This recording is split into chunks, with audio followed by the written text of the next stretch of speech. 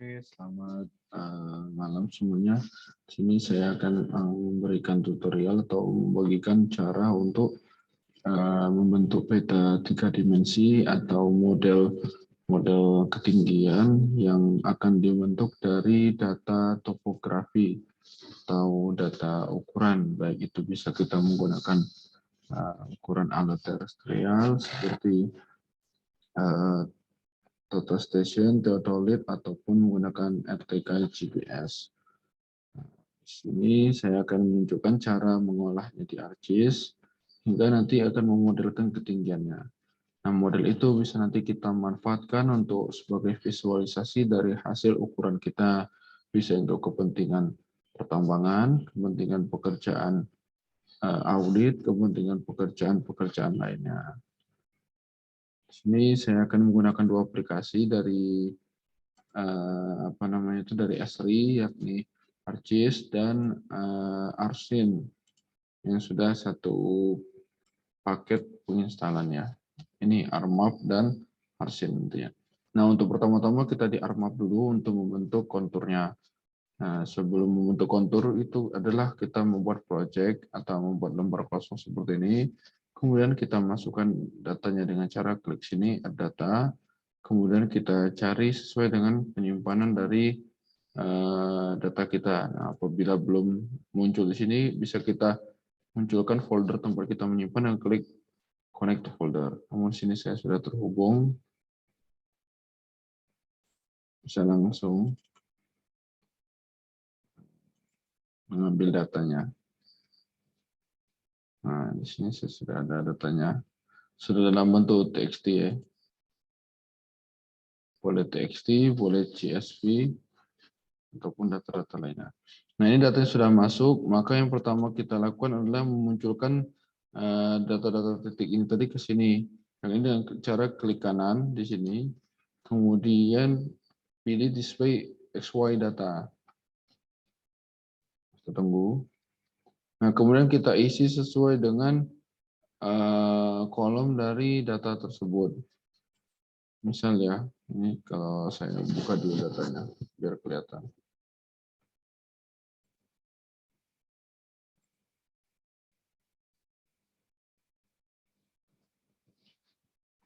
Nah, biasanya ekspor data dari alat ataupun dari hasil ukuran itu ada beberapa format, tergantung dengan kebutuhannya. Di sini saya menggunakan format nomor dulu, nomor poin, kemudian nilai X, kemudian nilai Y, nilai Z, kemudian kode. Nah, ini berarti kolom 1, kolom 2, kolom 3, kolom 4, kolom 5. Kita sesuaikan nanti, berarti X-nya di kolom 2, Y di 3, dan Z di 4. Di sini kita sesuaikan X-nya di 2, Y-nya di 3, dan Z-nya di 4. Kemudian koordinat sistemnya kita masukkan sesuai di mana wilayah kita. Kalau saya di UTM zona 48. Nah, untuk penonton zona silakan teman-teman cari tutorialnya di YouTube atau bisa langsung cari juga di internet zona-zona UTM di Indonesia. Nanti silakan disesuaikan. Kemudian klik OK. Nah, maka dia akan muncul.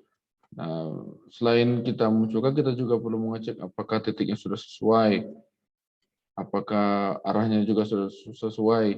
Misalkan nanti tadi kita salah meletakkan kolom, itu bisa jadi nanti titiknya bergeser atau berputar, bukan bergeser, bisa jadi berputar arahnya. Maka itu perlu juga kita cek sebelum ke proses selanjutnya. Nah, setelah titik-titiknya dimunculkan, maka selanjutnya adalah kita membuat interpolasi. Untuk membentuk nantinya kontur.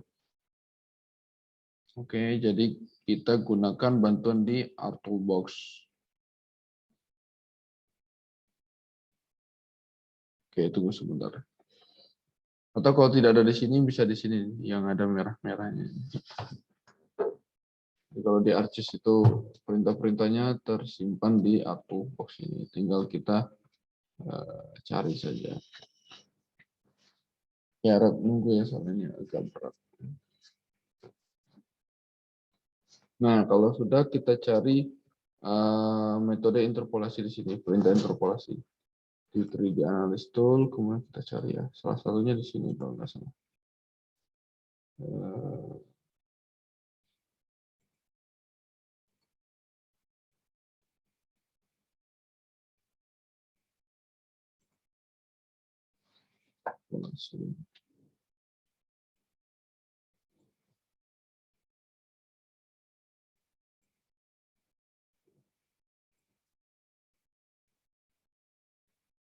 Nah ini raster interpolasi. Nah untuk interpolasi itu sendiri itu ada beberapa metode, bisa kita pilih salah satu. Di sini saya menggunakan metode Creaming.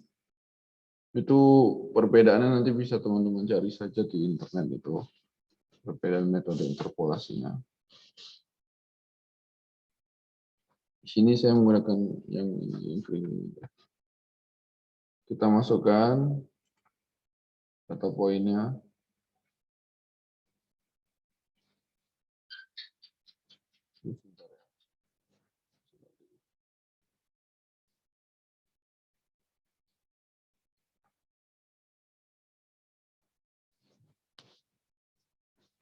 Nah, kemudian kita masukkan kolom Z-nya tadi di kolom 4.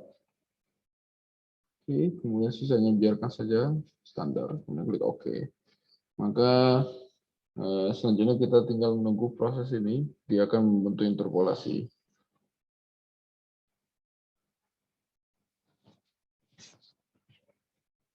Kita tunggu ya.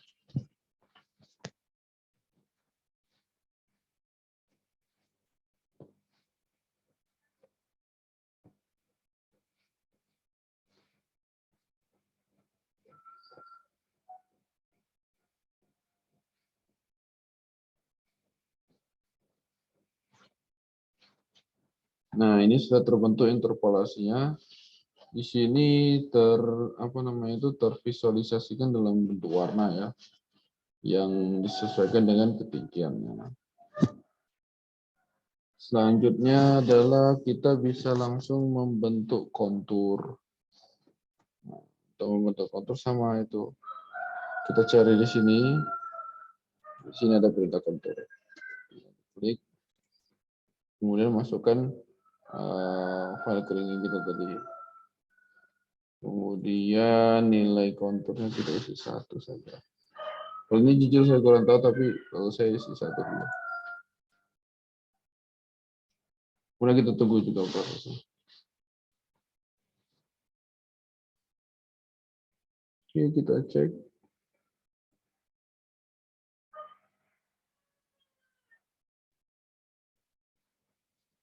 Belum ya.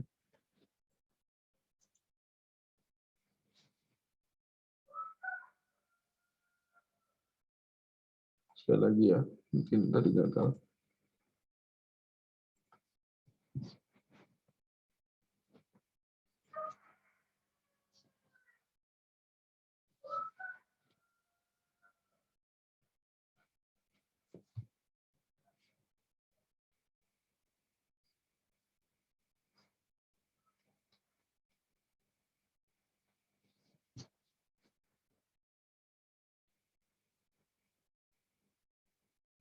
Oke, sudah terbentuk. Ini tadi ternyata pilih yang ini. Kemudian masukkan interval konturnya. Kalau tadi saya jadinya 2,5 agar terbentuk konturnya. Kemudian setelah selesai, kita mendapatkan konturnya. Nah, ini namanya garis kontur, garis yang mewakili dari ketinggian di titik-titik kita ini. Nah, selanjutnya dari ini itu bisa kita langsung modelkan karena kita sudah mendapatkan garis konturnya. Tapi sebelum itu karena dia bentuknya masih garis seperti ini, kita jadikan dia raster, data raster loh. Kita klik ini atau foto raster. Kemudian kita masukkan file kontur tadi. Kemudian ya tinggal ikutin saja sisanya. Oke.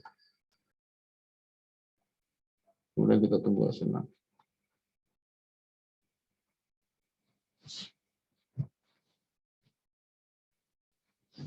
Nah, maka dia akan membentuk data raster dari data ketinggian ini.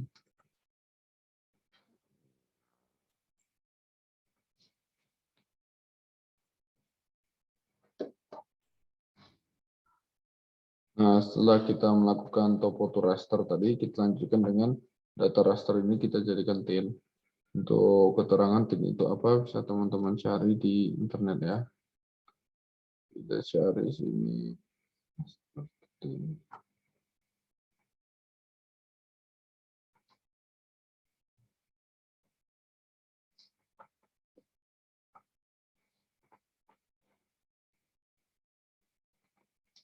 Nah, ini raster tuh tin. Kita masukkan data apa namanya itu, data kita tadi, kontur tadi. Nah, sudah jadi raster. Kemudian udah, ini biarkan saja. Kita klik OK. Kita tunggu prosesnya. Nah, ini sudah terbentuk ya semi-semi model ya, 3D ya. Kemudian kita lanjut ke proses selanjutnya. Nah, selanjutnya kalau sudah terbentuk seperti ini, teman-teman bisa ya kalau mau menambahkan fitur-fitur tambahan seperti label kontur ataupun pengkelasan warna agar jadi lebih sedikit warnanya, misalkan hanya ingin 3 kelas, daerah rendah, tinggi, sedang dan tinggi, atau mau 7 kelas, sekian kelas, silakan apa namanya itu dikelaskan sendiri. Tapi kalau hanya untuk membentuk model sebenarnya ini sudah cukup. Jadi sebelum kita pindah ke arsin, kita lihat dulu posisi penyimpanannya. Di kanan klik properties, di mana kita menyimpan data. Ini posisinya di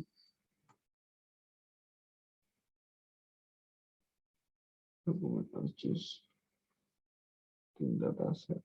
Oke, di tim dataset. Nah, kalau udah tahu posisinya, kita langsung buka arsinnya saja.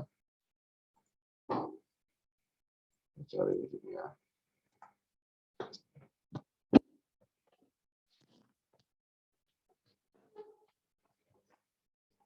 Oke, ini sambil kita tunggu untuk membuka aplikasi arsinnya. Oke, ini sudah nyambung ya, sudah masuk arsinnya, bisa kita buka. Kemudian kita buat yang blank saja, yang kosong saja. Nah, di sini bisa kita mulai, ya itu yang pertama, ya tentu kita apa namanya itu kita atur dulu sistem koordinatnya sesuai dengan gambar kita. Klik kanan scene layers, scene properties, kita pilih yang 48S. Sesuai ya sama zona yang data kita. Kemudian kita klik add data dan kita cari posisi tadi ya. Posisinya tadi ada di dokumen. Posisi file yang ini tadi, yang apa sudah kita buat tinnya tadi.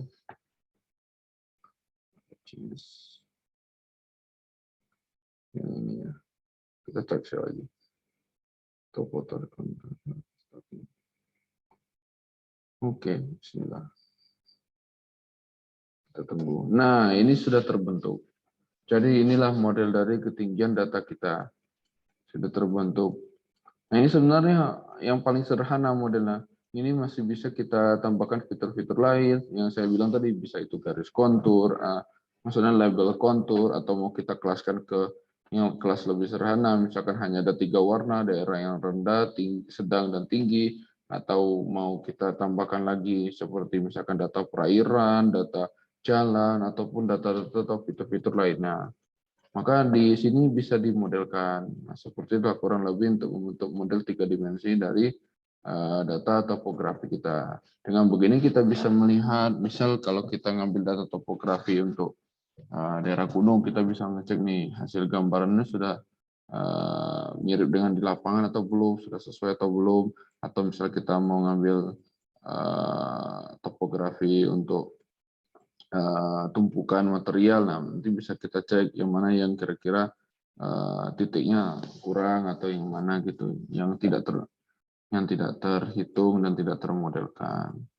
Nah, untuk menambahkan model ini sendiri itu masih bisa kita otak-atik ya, bisa kita apa namanya itu sesuaikan dengan kebutuhan kita. Misal apa namanya elevasinya ini ragam elevasinya tidak terlalu jauh. maka bisa kita atur di sini, di voting ini. Misal mau kita kasih faktor misal ya 5, maka nanti dia akan jarak antar elevasi ini jauh. Pemahaman saya seperti itu. Ini kebetulan karena data saya, bukan kebetulan sih, maksudnya karena data saya tidak sudah terlihat perbedaan data elevasinya, sehingga saya menggunakan faktor ini cukup 1 saja. Nah, ini sudah termodelkan. Ya seperti ini kurang lebih untuk membentuk model 3 dimensi dari ketinggian atau dari data ketinggian hasil ukuran. Ini bisa kita ekspor dalam bentuk 3 dimensi atau 2 dimensi, misal untuk laporan atau yang lainnya, itu bisa kita ekspor. Kalau 2 dimensi dalam bentuk PDF, seperti itu. Nah, ini tinggal kita simpan, maka nanti dia akan mengekspor menjadi PDF. Coba kita cek ya.